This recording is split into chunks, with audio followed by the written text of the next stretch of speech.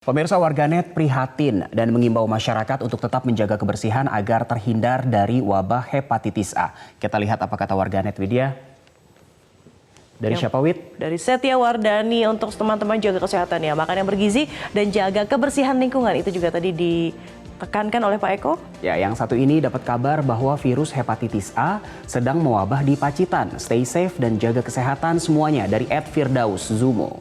Dari Cordova sedang terjadi wabah hepatitis A di Pacitan, semoga dapat ditanggulangi secepatnya. Ya.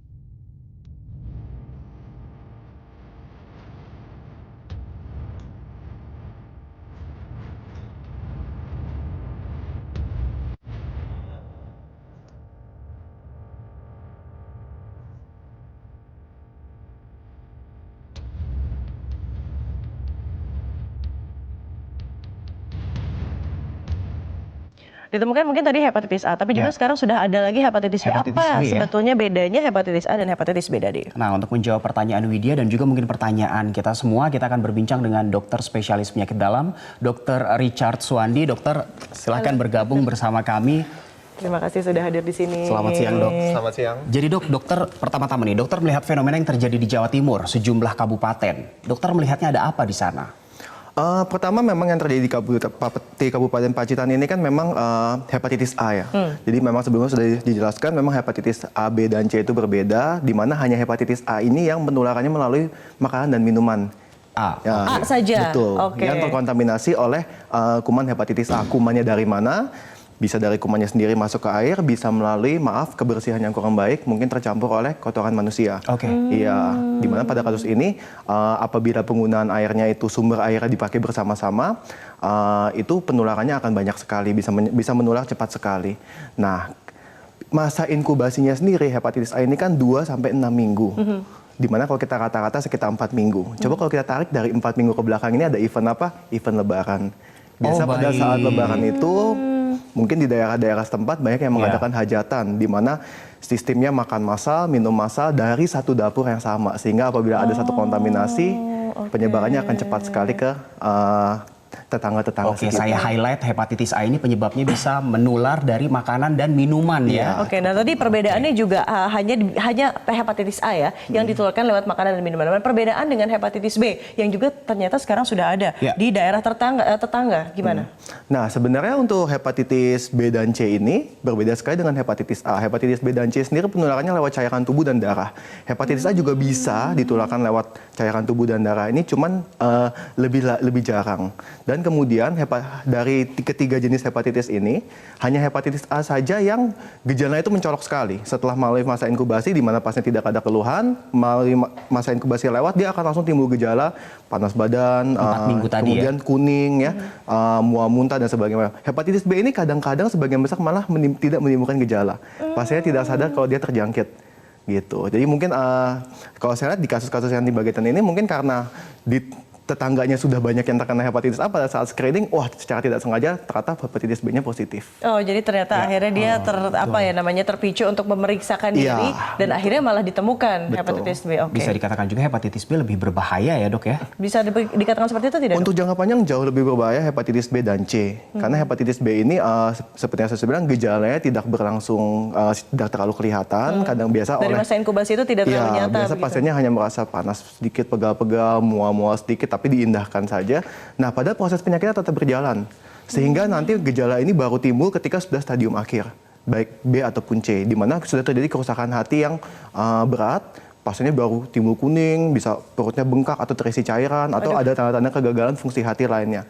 Sedangkan pada hepatitis A sendiri, karena memang lebih heboh gejalanya, dia sendiri jarang yang kasusnya sampai terjadi kegagalan hati berat ke atau stadium fulminan. lanjut Iya, begitu, jarang sekali. karena gejalanya mudah dikenali, akhirnya lebih cepat diantisipasi dan diobati. Yang pertama itu, yang kedua sifat dari kumannya sendiri, hepatitis A ini memang jarang ada yang sampai ke fase lanjutan atau fase akhir. Oke, jadi intinya bisa sembuh sendiri sebetulnya, Betul, dok, betul. asal kondisi tubuhnya memang harus fit. Iya, jadi pasien-pasien hepatitis A yang dirawat di rumah sakit adalah pasien-pasien yang mengalami gangguan lain akibat penyakitnya. Kan misalnya dia dehidrasi, tidak bisa makan, Ada atau pemicunya juga. iya, atau dirawat karena takut menulari orang-orang di Pasien lain. sekitarnya. Oke, kalau untuk penyembuhan hepatitis A, dok, hepatitis B maksud saya, seperti apa, dok? Nah, sampai saat ini hepatitis berbeda dengan hepatitis A yang sebagian besar sembuh sendiri. Hepatitis B dan hepatitis C ini rata-rata membutuhkan pengobatan. Ada kasus-kasus yang kita bilang fase resolusi di mana dia bisa sembuh sendiri, tapi sebagian besar pasien yang sudah mengalami hepatitis B positif, kita akan mengukur jumlah kumannya berapa banyak sih. Apabila jumlah kumannya itu ternyata melebihi titer tertentu dan sudah ada tanda-tanda gangguan hati, ada pemeriksaan-pemeriksaan khususnya kita lakukan, maka pasien kita nyatakan akan membutuhkan terapi. Begitu juga dengan hepatitis C.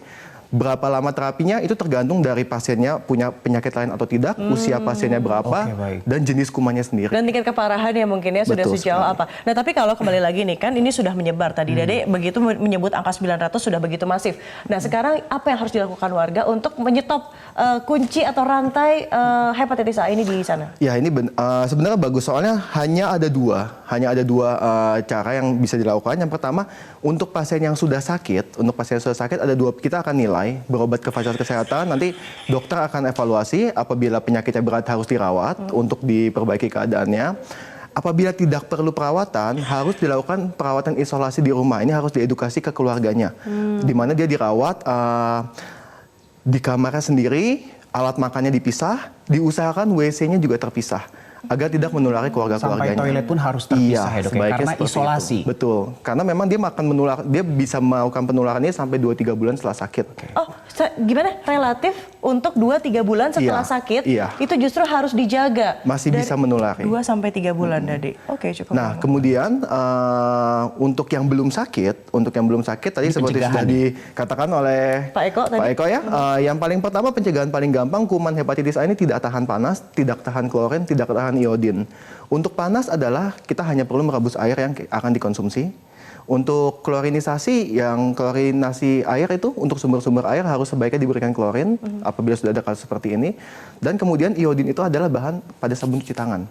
Jadi sebenarnya cuci tangan sendiri sudah bisa menghindari penyebaran hepatitis A ini. Oke, range usia di mana manusia ini rentan untuk mendapatkan hepatitis A, ada tidak penelitiannya? Tidak ada.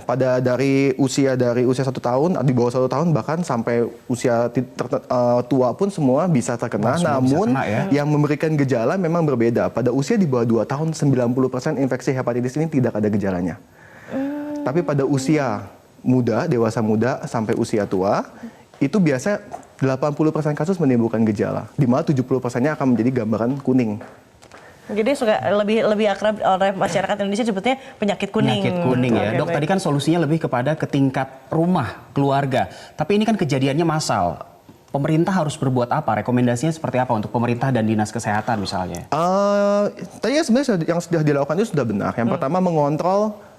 Pertama, evaluasi dulu. Kira-kira penyebarannya paling mudah dari mana? Kalau dikatakan dari air, berarti sumber-sumber air di daerah-daerah tersebut harus diklorinasi. Kemudian yang kedua adalah edukasi. Memang kalau pemerintah sendiri itu nggak akan sanggup. Pemerintah harus mengedukasi keluarganya betapa pentingnya memutuskan rantai-rantai infeksi ini dari sesuatu yang sebenarnya sangat simpel, hanya merebus, cuci tangan. Ada opsi ketiga, namun ini cukup mahal, yaitu dengan imunisasi hepatitis. Namun imunisasi hepatitis ini harganya cukup mahal, sekitar 400 sampai 600 ribu tergantung fasilitas kesehatannya. Dan belum masuk ke dalam daftar imunisasi wajib yang sudah dianjurkan oleh pemerintah ya. Semoga dengan ini menjadi pencerahan ya. Oke, baik. Perlukah sebetulnya seberapa perlu bentuk hepatitis atau vaksin hepatitis ini imunisasi masuk dalam imunisasi wajib di Indonesia? Sebenarnya hepatitis A itu sudah termasuk imunisasi wajib dari IDAI mulai per tahun 2017 ini sudah termasuk imunisasi wajib pada anak terutama usia di atas 2 tahun. Untuk hepatitis B sudah pasti harus imunisasi disarankan. Bahkan kalau di rumah sakit kami di Omni Perkayan itu sudah dilakukan screening rutin terhadap antibodi hepatitis B ini. Apabila negatif kita akan selalu sarankan kepada pasiennya bahwa untuk selalu lakukan vaksinasi, terutama untuk dewasa muda yang kita anggap aktif secara seksual. Oke. Semoga mencerahkan informasinya apa tadi sudah dijelaskan hepatitis A, B, dan C. Jadi bagi yang sudah terkena hepatitis A jangan khawatir, jaga kesehatan diri, jaga kebersihan karena seiring berjalannya waktu kurang lebih 2-3 bulan itu akan sembuh sendiri. Iya, betul. Mulai dari hal simpel ya Widya ya. Betul. Terima kasih Dokter Richard. Terima kasih. Terima kasih.